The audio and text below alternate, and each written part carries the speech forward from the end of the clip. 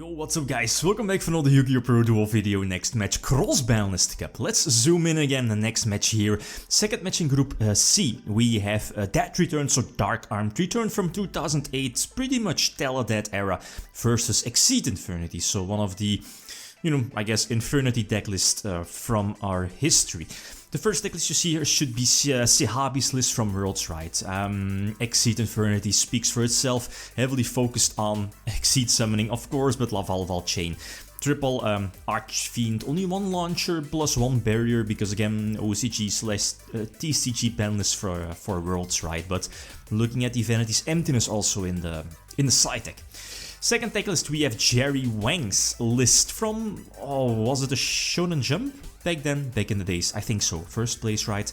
Dead Return, Dark Armed Return, Triple Cyber Valley, Triple Destiny Draw, Triple Allure, Dark Armed Dragon, and so on. I mean, what a list, right? So which deck has the advantage? And I can kind of agree with the fact that, just like in most situations where the most recent deck list should indeed have the advantage over the older deck list.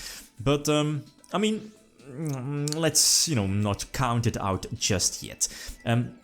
This is a good opening hand, right? Immediately having access to Dimension Fusion, and as you know, Cyber Valley back then was really, I was about to say new, but it was a cool tech, especially because, of course, duplication, the one of dupli in the main deck, but the fact that, of course, it banishes itself, it could prevent your opponent from attacking you directly, doing damage, the draw engine with stuff like Brain Control, banish itself, plus a monster on the field to draw to, and, I mean, if you take a look at the Triple Return and Dimension Fusion, that's, of course, very strong. The Crush card back in the old school days was fantastic, but here in this case, it kinda backfired. I believe it gave... okay, yeah, there was indeed a third monster in hand, but due to the Crush card... due to Crush card, the second copy of Archfiend was sent to the graveyard, and, that made it quite easy to... don't really have a hand. Again, pretty much like a... I was about to say cost, but a certainty or need for those Infernity monsters to be activated, right? So it's not looking too great. Dark Armed Dragon should be a return card, but the problem is that if the Exceed version of Infinities is able to go off, I guess it could end up, well, like almost full combo, like one barrier and maybe 2 or 3 breaks, right? Basically like a Raigeki break, as you know. So there is one Omni-Negation in the form of a barrier or Dweller as well, blocking the Malicious from the graveyard, and double break. Okay, so that's strong. Then again, Cyber Valley is still there, and the biggest weakness of Infinities of this list, that is it's quite quickly out of steam if you're able to break this board. Let's say force out the barrier, right? The Solemn Judgment card from Infinities, potentially followed up with Heavy Storm. The deck doesn't really have too many resources left. Since the extra deck is not that fantastic. I mean, okay, LAVALVAL Chain, Dweller, Direwolf, that's all cool. But again, if you're able to break the board, it's very hard for the deck to come back. But here in this case, nope, not possible. A little bit unlucky here. Gold Sark is far too slow now in this, maybe I should have risked the Scapegoat during the end phase. Maybe telegraphing the potential Stratos draw. Maybe a far stretch, but I mean, I wasn't able to chain goats because again I summoned during the same turn. So, and yeah, the plasma lurking. Well, then again, I mean the barriers or the breaks were still there, so it probably would not have mattered. But okay, going first, and I side-decked in Ryza. I remember Dust Tornado as well, and I believe another trap. Can't remember which one. Dust Tornado, Phoenix with Wing Blast, that was the name. So this commander for the do draws, immediately Crush card again, my opponent again getting free information. And this should be cool. A couple of cards that I'm not hitting could be something like Necromancer, Armageddonite. But then again, I think it's worth it, right? So yeah, Sangyan, Ryza is there, but this could turn bad if, you know, Infernity is able to draw like a Necromancer or, not sure, Launcher maybe, yeah, because again there is the Infernity Archfiend in Graveyard, but it's not the case. And yeah, flashing the Animation Fusion, and that's pretty much GG, well played. So game number 3, going second this time, and you know, the views will be switched within the next couple of moments, but as you know, Infernity is a decklist from 2014, so these are playing with the new ruling of opening with only 5 cards. And this opening for Infernities is solid. Okay, yeah, I cited him DD Crow as well. Pretty much my only hand trap, I think, right? So yeah, okay, the views are switched, but the thing, yeah, what I was about to say is that opening with like 3 level 4s on your side of the field in case of Infernity is pretty much full combo, or almost full combo. With full combo, I mean ending on like 1 or 2 attack position Archfiends, 1 barrier, and 2 or 3 break sets. So that's pretty much like a very OP board, right?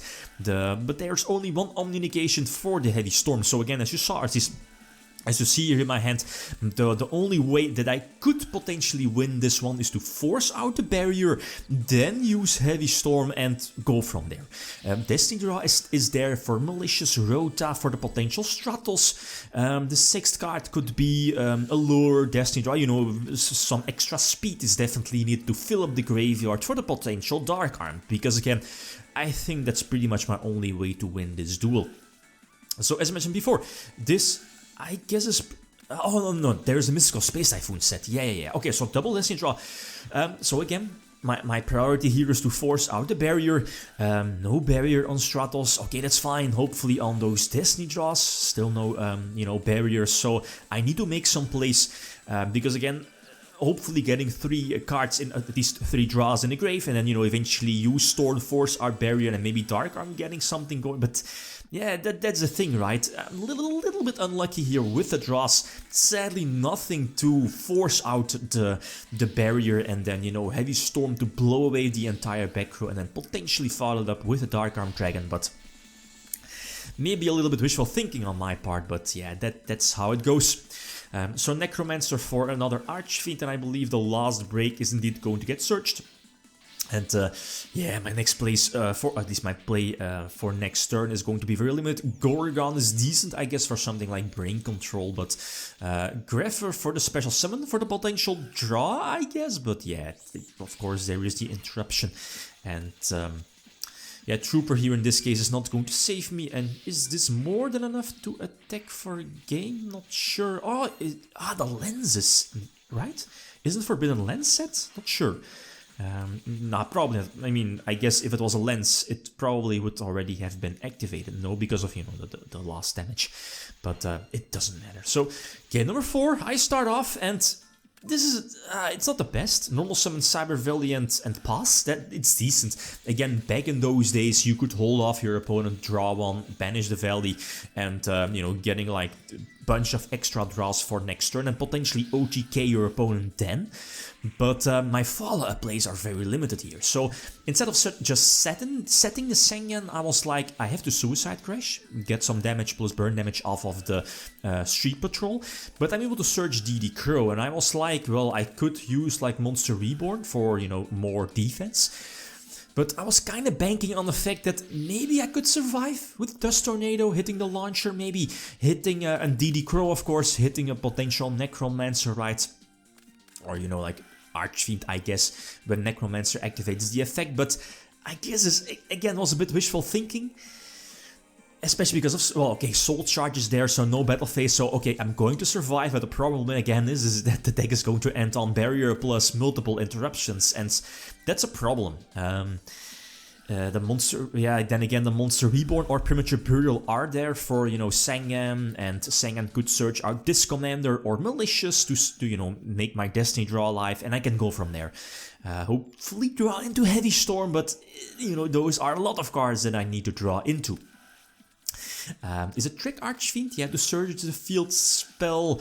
The field spell is cool because I guess if you only have one Necromancer, you can, like, you know, get out your last Archfiend from the deck. Okay, so Necromancer needs, yeah, triggering no search. I'm not sure if there are any searches left.